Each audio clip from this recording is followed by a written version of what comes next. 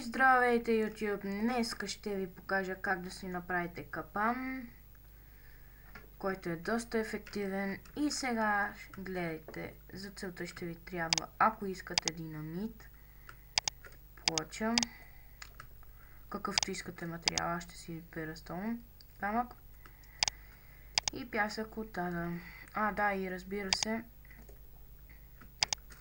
такова или нещо от тия, ама да не е цяло блокче.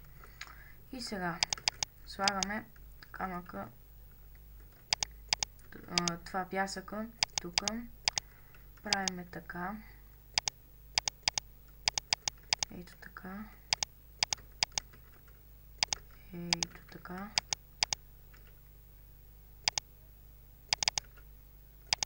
задължително да е така.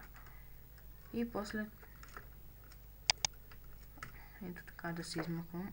Вие можете по какъвто искате модел, можете да си го украсявате. И така. Сега слагаме това така. Ето така. И се правим на креатив. На оцеля. И сега аз съм случайно минаващ играч и сега не мога да си измъкна. И се чудя какво става и умирам. Ако искате, ако правите сървър, можете да си го направите без динамит, само да му взимат и другите играчи айтемите, този, който е попаднал в капана.